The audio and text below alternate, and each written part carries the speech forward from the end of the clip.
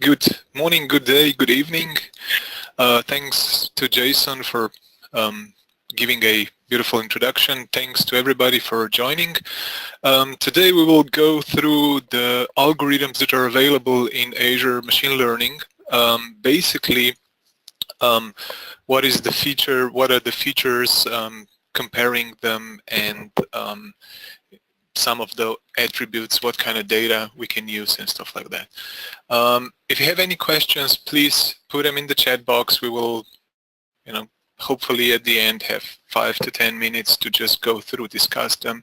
Otherwise, enjoy, and I hope you will learn some new stuff. So a couple of things about me. If you want to contact me, if you have any questions, just go ahead.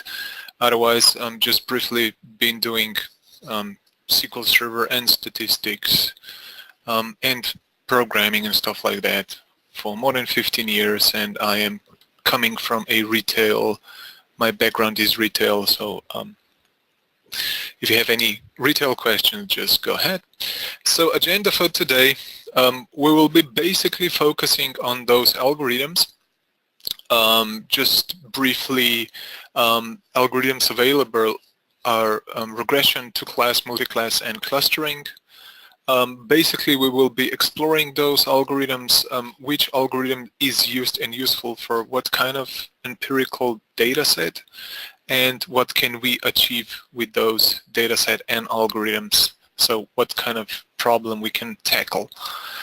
But first, I want to share a couple of questions why this session was actually what triggered me to write this session was that machine learning was, a year ago all of a sudden just became very popular, and all of those non-scientific and non-statisticians kind of people now became data scientists and statisticians.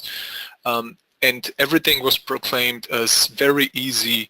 You just do something and you get something out, which, sounded very marketing-wise and very catchy. But otherwise, when somebody said do something with something, there's basically some mathematics and statistics in behind. There are some data sets, variables that needs to be understood, what is dependent, independent, and what is the outcome, what is the predictor, and stuff like that. So basically we will be addressing those questions through the algorithms and what those algorithms can be used for. So imagine that you are trying to predict a target variable, a predict variable. You have to know what kind of type your predict variable is. So by type we distinguish between categorical and numerical, and in terms of categorical we have nominal, ordinal, and in terms of numerical we have interval and ratio. What does this mean? It means that nominal, all those attributes basically are the same.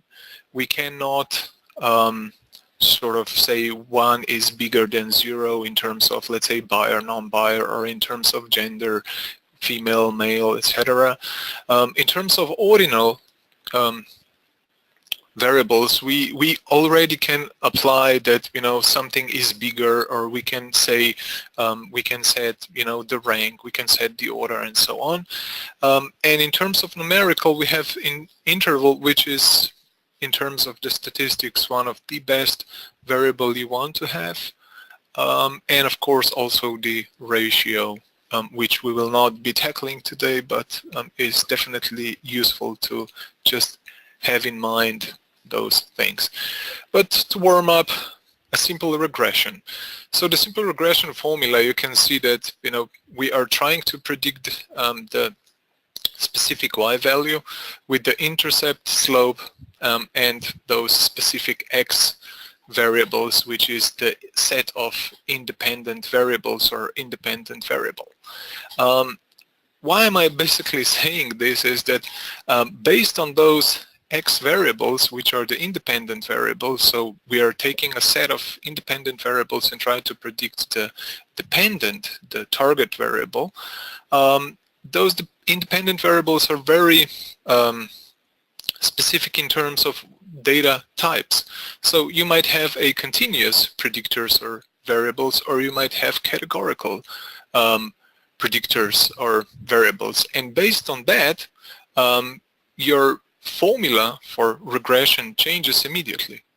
So I will just switch to my RStudio and just give you a nice example. So let's say that this is my simple data set. So I have X and Y. So X being time, so this is just some fictional data set, and Y being some weight. And what I'm going to do is I'm just going to run a simple linear model or linear regression, and I'm going to plot. I can check the values in this model. I'm just going to make this a little bit bigger so you can see. You see I have the intercept, I don't have the slope yet, and I can plot this. So this would be my plot. I'm just going to zoom it in, and you can see those dots are basically representation of X and Y, so the weight and time. And I can also put on some regression line. So based on that, I can see the summary of my model. You know, is it statistically significant? What are the residuals? And all those R squared and F statistics. So far, so good. So let's say I want now to do the prediction on my model. I'm just gonna do some prediction, and I'm gonna calculate so-called segments. Basically, what I'm doing is I am summing those red lines, which basically say how the number of errors, so it means how much is my model basically doing okay. Okay, so far so good. Now what I'm gonna do now is basically I'm gonna create Y variable from numerical to categorical. So remember, so this was my Y variable at the beginning. Now I'm gonna do is I'm just gonna say, you know, very arbitrary. If it's below 0, then it's not okay. I'm gonna say 0. Sorry, if it's below 70, it's gonna be 0, and if it's above 70, it's gonna be 1. So basically, I am recoding my Y variable, and again, you know, not really knowing those statistics, I'm just gonna do something with something. I'm just gonna create another linear model with regression. So I can immediately check my statistics. Okay, looks still okay. Now I'm gonna run my plot, and and I'm gonna run the regression line. And immediately you will see that the distribution of my dots, as seen before, is totally different. Well, you know, not really knowing the statistics, and that is the problem, is that, you know, I am basically using the wrong model. So in this case, what I need to do is I need to change to general linear model, rerun this statistics, and basically just run the plot again, which of course it will be much better in terms of the correctness and in terms of the predictions. I can also then test those predictions against the model 1 and model 2, and you will see in case, you know, where the errors basically are bigger and not. So going back to the slides, it is very crucial for you to know the type of the predictors or the type of the dependent variables, because those will definitely determine type of the algorithm that you need to use for your prediction and for your machine learning project. But of course, if you don't know that, then you might have some problems. But first things first, when we are talking about machine learning and algorithms, we need to understand, first of all, the data distribution. Data distribution is how the data is basically being spread We have the normal distribution, you know, the Gauss or the Gauss curve, the bell curve, the Poisson or Bernoulli distribution, many other distributions. We need to understand what the data normalization is. For instance, if you are using and if you're doing a distance-based algorithms, those distance-based algorithms are very, very prone to any kind of outliers. So you need to do the data normalization beforehand, before you do anything else. Again, this is something which, you know, if you are not a data scientist or statistician, you might basically forget about this. You might not even know that or notice, and you might get skewed results. Linear versus non-linear problem is, again, something that a lot of people are forgetting, that nowadays, you know, having a linear problem is basically just, you know, fictitious. They don't exist anymore. There is always some additional variable, some additional set of information, set of data sets that will basically tell you that you are not dealing with a linear, but basically with non-linear problem. And the fourth thing is, you know, knowing the distinction between supervised and unsupervised algorithms. Unsupervised algorithms are basically those where we don't have either the data set to prove, or we don't have any prior information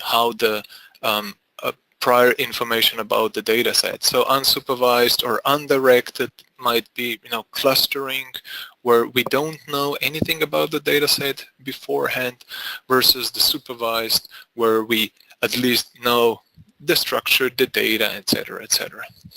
And when we are choosing the algorithm for the machine learning, you know, you have to keep in mind a couple of things. The training time would definitely be something which will tell you how much training time you need to do, you need to have, because this will determine the amount of costs where you will say, okay, the training time, the lower the training time, the less money I'm going to spend. Also, the accuracy of algorithm, if the problem is linear or non-linear, the number of parameters. Microsoft introduced tune model, hyperparameters, and sweep clustering and sweep parameters, which will basically help you determine those fine-tuning of your variables of the data set.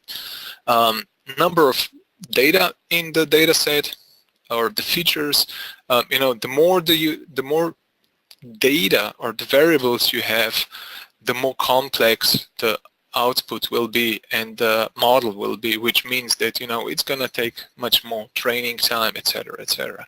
And of course the data distribution, and, you know, all those things, having said, you know, will take time. Okay, so I'm just going to introduce a small data set just to give you an idea what we are dealing with. So I've deliberately chosen a couple of different data sets, variables. One being, for instance, gender being very nominal, favorite ice cream, again, being nominal, but it is multi-class, basically, score of video games, which is very interval, is it buyer or non-buyer, salary, and stuff like that. And again, you need to know what is your what you're trying to predict, and based on that, you need to understand which algorithm is available. So a couple of general statistics are available in Azure ML. So these are the apply math operators, compute elementary statistics, linear correlation. You can test hypothesis. You can also evaluate probability function, and you can get some descriptive statistics. I will not go into the details because we will definitely run out of time. There is a link below where you can find some additional information about that. I'm just going to quickly jump to the demo just to show you, for instance, how to do the general statistics. So you introduce your data set and you just basically drag and drop all those features which you will find.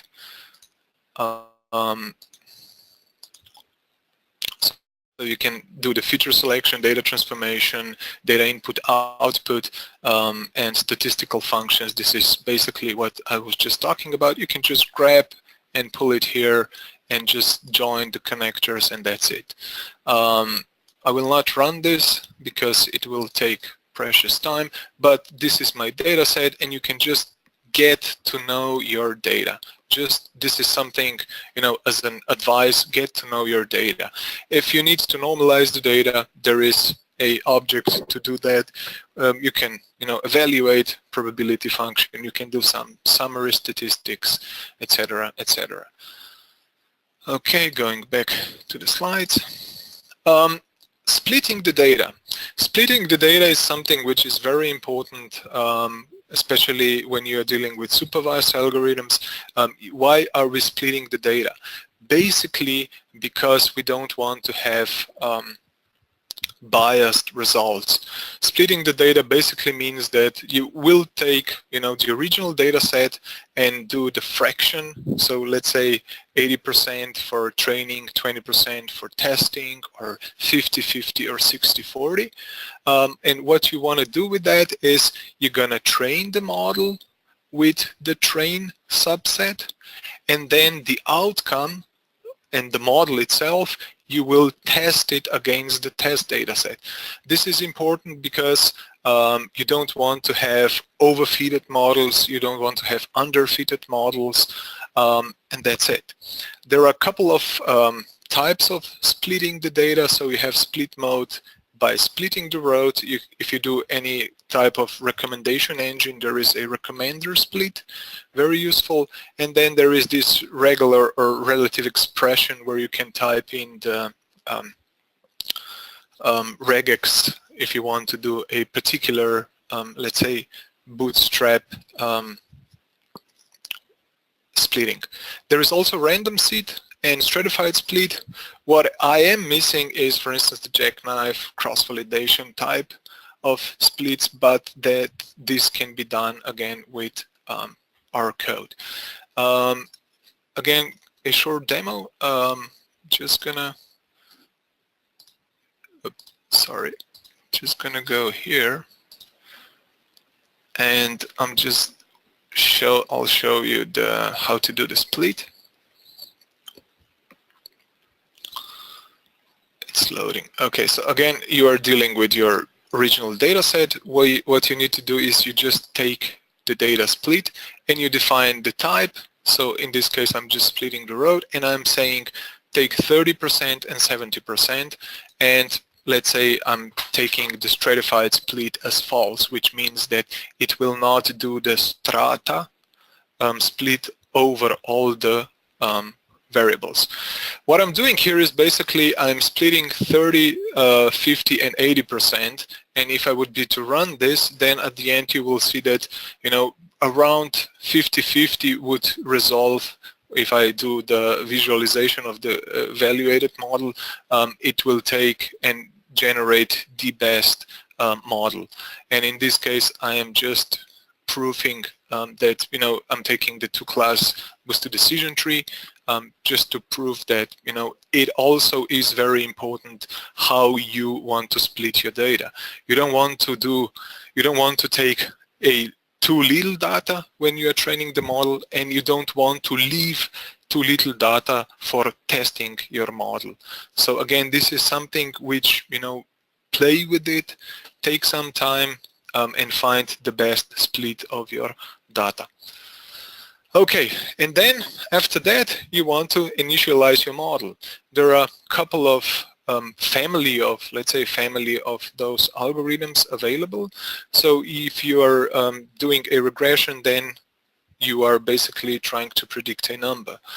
If you're doing a classification, there is two-class classification and multi-class, then you are dealing with some type of nominal or ordinal variable, so the target variable. And then you have the clustering, which is the unsupervised or undirected, where you just take normalized data and put it in and let the algorithm decide how many groups of the classes or members you have.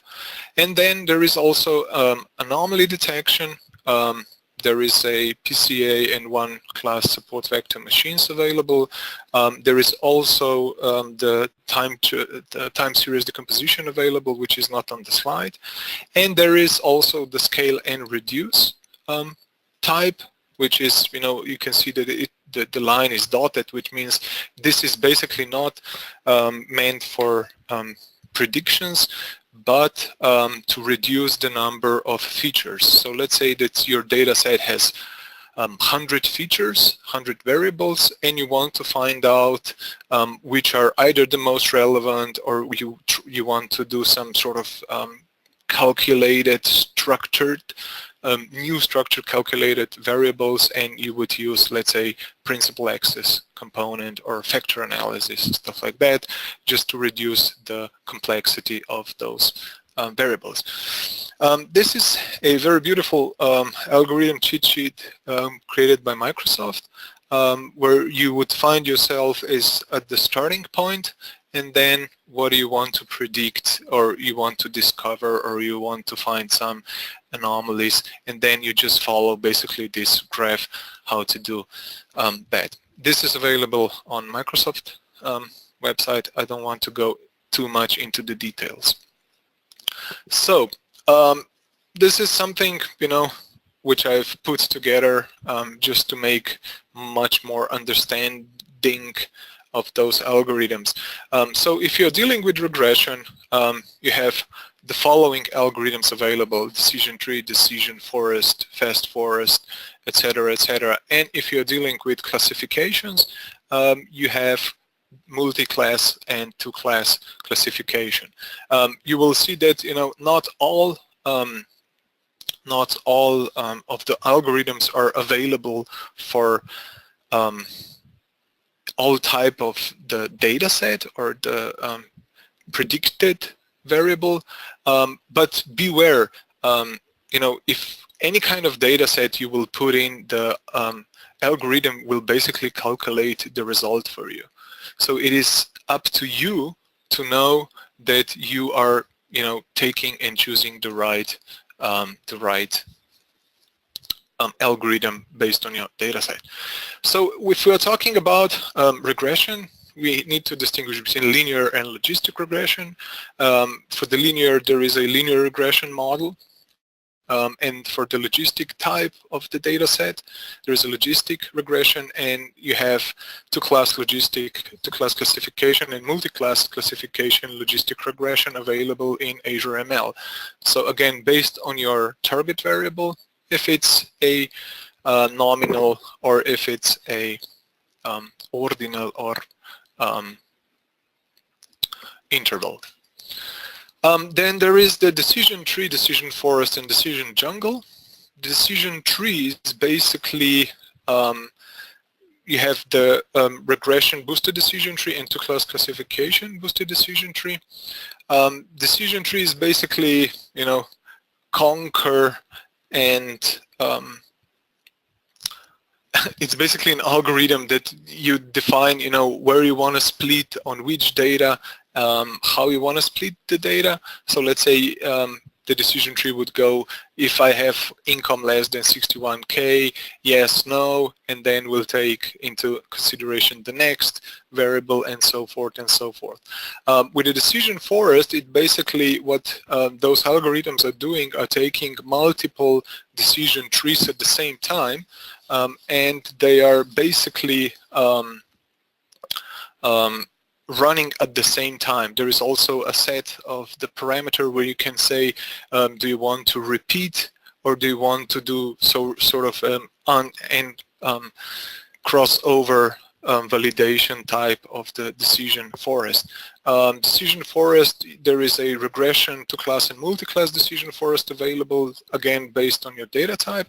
And then there is the decision jungle. Decision jungle is basically consists of ensembled directed acyclic graphs, which basically allows you to do much more high performance feature selection and classification, and it has a lower memory footprint, which makes the your algorithm run much faster.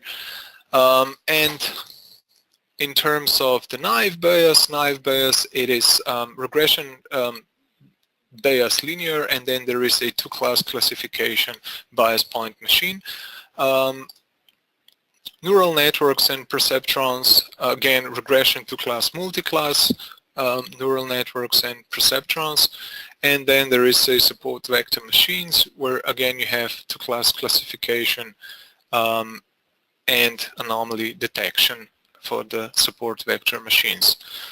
So for the regression algorithms, again, I think I've just said everything, that you're predicting y is a numeric value. The following algorithms are available, so the boosted decision tree regression, decision forest regression, linear regression, and bias linear regression. You might find a couple of those algorithms quite funky, but for instance, the bias linear regression, for instance, uses a linear regression that is sort of supplemented by a prior probability distribution, which it makes your loss function basically much better in terms of the calculations. In terms of those parameters, as you see on the slide, you will always find resampling method. Resampling method, for instance, as a bagging and replicate. Let's just say that bagging means that you take at the same time couple of bags, and versus replicate, in every step you are basically putting everything back and taking again the same subset from the whole population. Again, if you're doing decision forest, you need to define number of decision trees, the depth of the decision trees, and so on and so forth. If you're doing the linear regression, there is L1 and L2 regularization weight. Those are, again, very hard, in my opinion, very hard to define. Why? Because there is no parameter, let's say, quote-unquote, sweeping how to do those L1 and L2 regularization weights. I will come to that a little bit later. So the regression demo, again, how to do that is just simply, I will quickly jump to my Azure.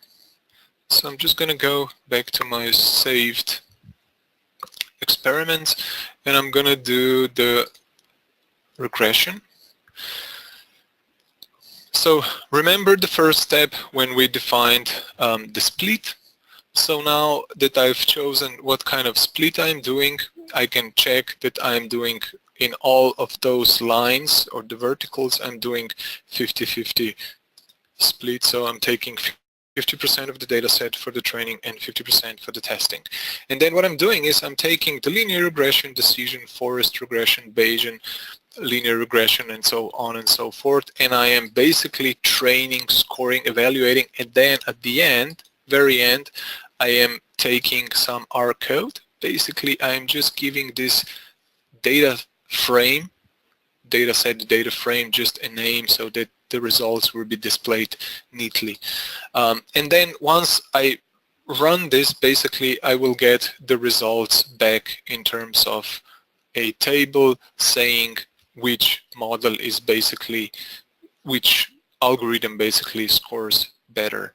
But in terms of those setting and parameters, you can see that, these are basically things that you need to take care. Either you're taking the gradient descent or the least square. This is again very something that you need to know based on your data set, how you want to do, and those L1 and L2 regularization weights. Okay, I'm just going back to the slides. So in terms of the evaluation of the regression algorithms, Azure will give you a couple of those measures. So the mean absolute error root mean, square error, relative square error, and coefficients of determination. Again, how and what are you measuring is up to you. So you need to understand those evaluation algorithms and the measures, the matrices, and this is basically how the result will look. You will get something like that and saying, you know, if I take the linear regression, let's say I'm looking at the coefficient of determination, which one is higher, and you will see that linear regression for my problem basically serves the best, and then is the Bayesian linear regression. And that's basically how you then see which algorithm is performing better.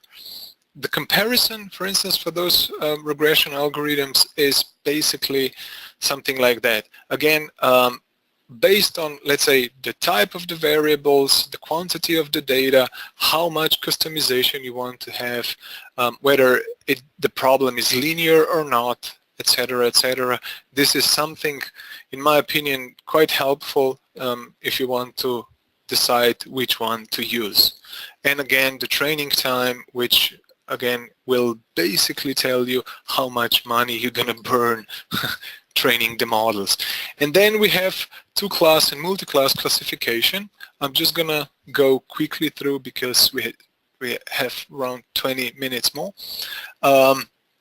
There is boosted decision tree, decision forest, two-class, decision jungle, two-class, logistic regression, two-class, neural networks, average perceptrons, and the support vector machines.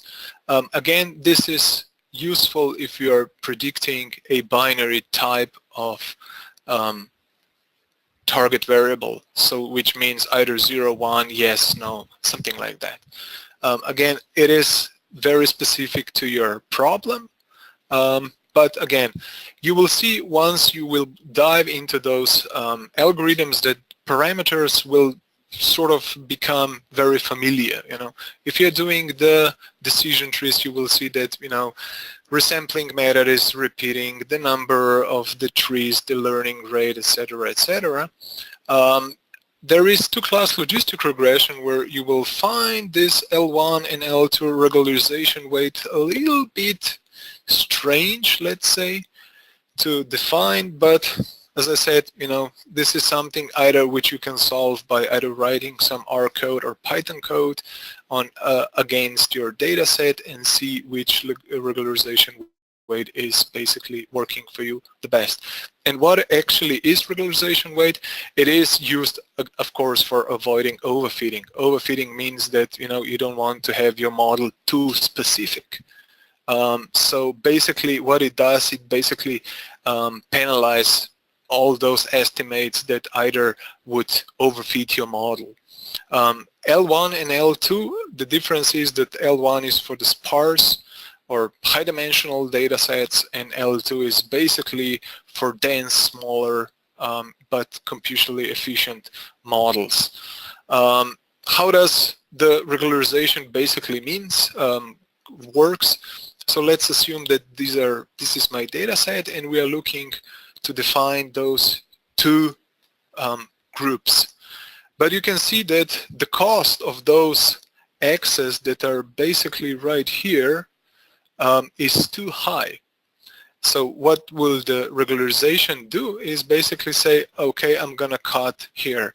So the magenta line, you can see that I am, you know, considering a smaller error if I, you know, keep those x's between those circles smaller than, you know, doing this so-called overfitting or being too specific.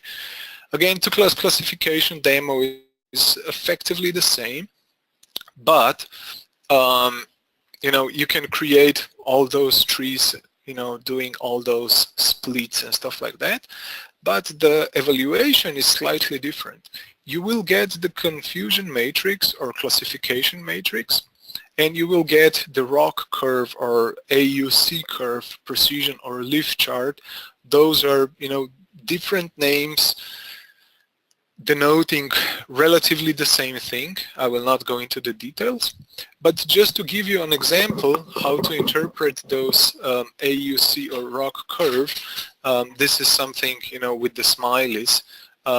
You don't want to have it below 0.0. So if it's below 0.0, the flip of a coin will give you better prediction. If you find yourself between 0.5 and let's say 0.7, it is maybe, it's okay, but you know, maybe you should rethink. From 0.7 to 0.8, it's super. To 0.9, this is, you know, it looks like, well, it cannot be true, but it is. If you find yourself in a zone between 0.9 and 1, you should, you know, consider yourself asking, what have I done wrong? So in this case, you can see that AUC, area under curve, is, for my case, was 0.988, which immediately gives me red alert that either something is wrong or maybe I am just taking too little data or stuff like that. And you will also find the accuracy, precision, recall, F1 score, and the concept of true positive, false negative, false positives, and true negatives. So what are those true positives, false negatives, and stuff like that? This is basically the calculation how to understand those matrices. So the true positive would be that the algorithm predicted, or it was correctly identified, so predicted correctly, so that the buyer was classified and then predicted as a buyer. False positive, it means that it was incorrectly identified, so that the buyer is classified or predicted as a non-buyer. True negative, non-buyer is classified or predicted as a non-buyer, and false negative, non-buyer is classified as a buyer. So again, based on your type of the industry that you're working in, either banking or pharmacy, you know, you should consider yourself which are the more relevant true positive or true negative or false positive or false negative. Again, accuracy, precision, sensitivity, or recall, those are then derived calculation based on type of the problem that you're dealing with.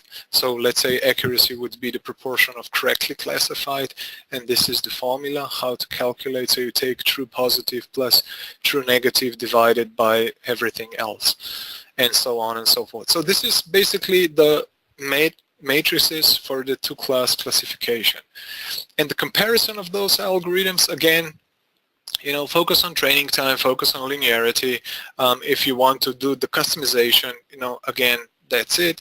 And quantity of the data as well. Why am I putting the quantity of the data? Let's say that you are dealing with neural networks and you want to do the two-class classification. And if you are having, let's say, too little labeled data, or let's say too little data that you try to predict, your neural network algorithm will not function okay. And the same goes for, let's say, decision jungle, or I don't know, support vector machines as well. So these are all those things that you just, you know, keep in mind when you're selecting or doing something like that. Multi-class classification, again, you have decision forest, decision jungle, logistic regression, and neural network. Multi-class classification, you usually would be predicting a class for the targeted or labeled variable, which means that you are either predicting, let's say, something that has the value more than 2. So let's say education. So what is your maximum years of education, or, you know, your maximum degree of education, primary school, secondary school, university, PhD, and stuff like that. So something among those lines, or, you know, again, based on your problem or the type of the industry you're working and doing, that's it. And again, if you're doing the multi-class decision forest or decision jungle, again, all those parameters should be familiar for now. And then if you're doing multi-class logistic regression, again, there is the L1 and L2 regularization weight, and of course optimization tolerance and memory size. And there is always this random seed, which basically is just a integer number. When you put it in, you can always recall it, or you can always reproduce the same result if you use the random, the same seed number. I will not go into the demo, but I will explain again how the results should be interpreted. So this is the confusion matrix in case of multi-class classification. So you will see that, let's say that I am predicting, I have 3 variables, the 3 classes, and I am predicting those 3. What you are looking is, of course, you want to predict if class 1, if somebody was from class 1, you want to predict it as a class 2. If somebody was from class 1 and it was predicted as class 2, you see this is where those numbers are basically getting together. So at the end, you can see overall accuracy of my model, average accuracy, and so on and so forth. And this is basically the detailed look how my predictions based on different classes were defined. And then it's up to you for your type of the problem, what is basically good for you and what is not good for you. How does that look? This is basically the representation. You can see that the classes are basically repeating 1 to 3, 1 to 3, 1 to 3. And these are then the predictions for the first class, for the second class, for the third class. And then you will get the average log loss function, basically. If you want to calculate the average of the log loss function, there is also, for instance, R and Python library for that. And then, of course, you have the precision and recall measure as well to that particular class, where you can see how much precision or recall, basically what you are more interested in, you get here.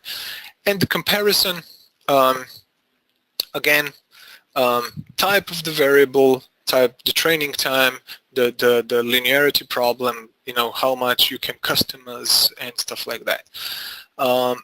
Just, you know, to have an overview and easier understanding. Before and after, you can also do the sweeping and smooth. SMOTE is basically for help you with the imbalanced data sets, whereas the sweeping is basically, you know, to fine-tune, to tweak your parameters. I will not go into the demo, but I will just finish with clustering. Clustering is the last of those family of the algorithms available. Unfortunately, in Azure Machine Learning, currently only k-means, and that is the Lloyd type of k-means is available. But it is very useful if you want to just explore and understand how your data set is behaving. Again, what is available in terms of the parameters, very basic, very little. How much iteration, what type of the matrix you want to use, how you want to initialize those centroids, number of centroids, and how to create a training model. The result of that is, again, a representation, and then, of course, how the my data set is basically the membership of each of the observation or the row or the case, what is the distance from the cluster, or you can get the membership to the cluster. So this would be something like that. So the distance to the cluster center and to which cluster the dataset is being member of. The key takeaways, again, know your dataset, know the data types, play around with your dataset. Don't just, you know, upload the data into your machine learning Azure and start working with those algorithms. Try to play with the data first, try to understand and feel the data. find the correct algorithms that are suitable either for your data and also for the problem that you are solving. So your business case or your industry type of the data problem. Again, if you have any cheat sheet diagram, if you have any doubts, you can always check that. There is also quite huge descriptions of those models. You might find the description of those models sometimes, I'm not going to say lacking of the details, but the granularity of the details can be a little bit frustrating, especially if you're not a mathematician or data scientist. As I said, play with the algorithms. What I always do is double check the same algorithm in either R, or let's say I'm also using Veka, which is free for download. And if you're using any other kind of tools like SAS or from IBM, just take the same data set and just observe the same algorithms, how they are behaving.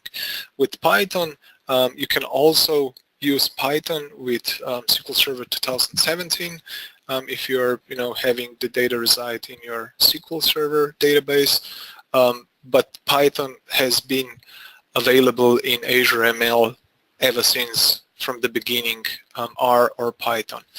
So that's about it. If you have any questions, these are my contacts. Feel free to contact me. And Jason, back to you. We have 7 more minutes, questions, and that's it. Cool. Yeah, we've got a few questions here. Okay. So the first question, how does Microsoft Machine Learning compare to IBM Watson? Are they basically the same? No.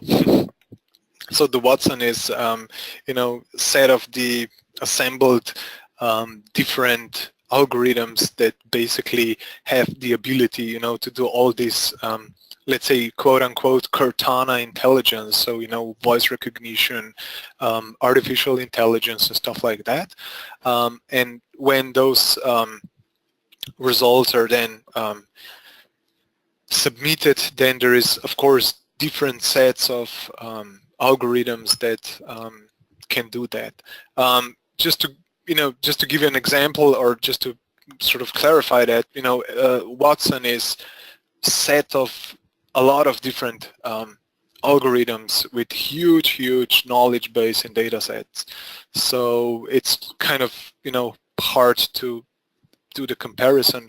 But you can, of course, you can do with Azure ML also similar stuff if you are into that. But yeah, interesting question though. All right. The next one is any free getting started tutorials, websites, or books that you think would help a beginner? Yeah, there is those links that you can see on the slides. There is also, check the channel 9.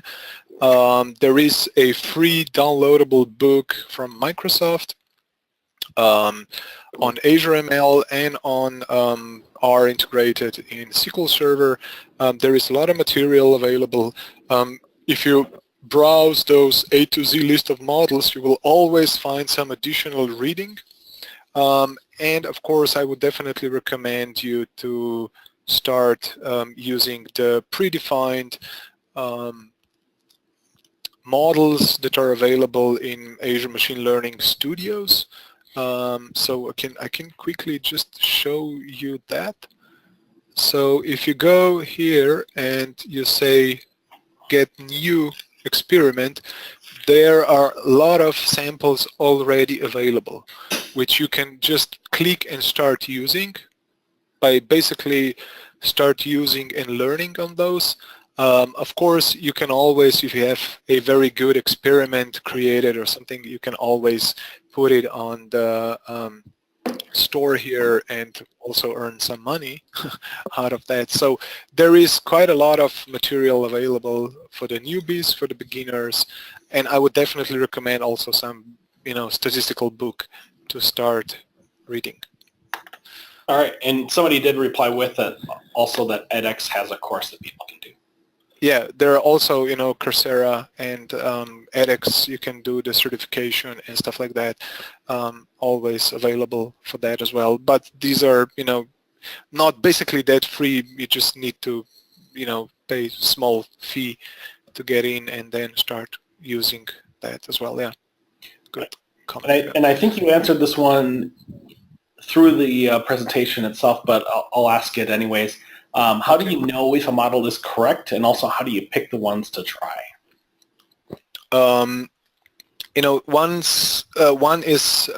thing is experience.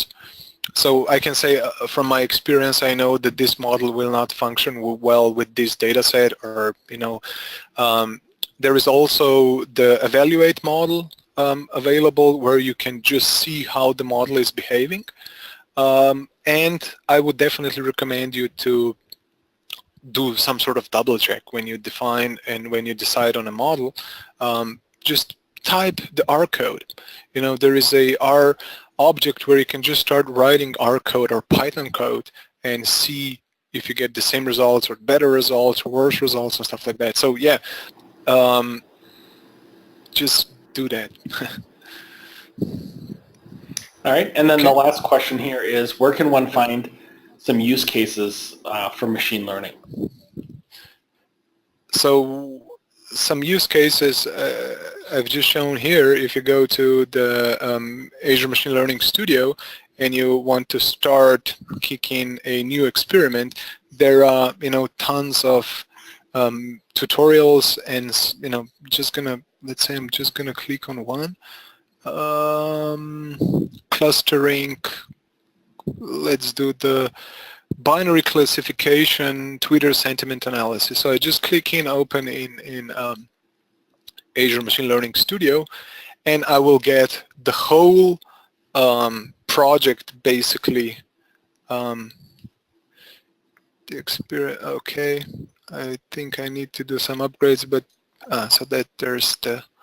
Sorry. So you see, you will get immediately the whole project, and what you can do is you can just click on it and start learning from this. And if you know some R code, you see what this object is doing, and then editing metadata and stuff like that. So there is a lot of stuff already available in this Cortana suite for you to start learning and start doing. There are also some, as I said, blogs available, videos available, and some books available, especially on machine learning, because it's a huge topic, very hot topic nowadays. You will find a lot of good books and materials as well. I hope I've answered the question. Great. Yeah. All right, that was the last question that we had here for today. So with that, thanks Tomaž for presenting with us today. Really thank you for taking the time out to go through this. Yeah. Okay. Thank you. Thanks everybody, and have a beautiful day, night, evening, morning, whatever. All right. So see you around. Yeah. Bye. Bye. Bye.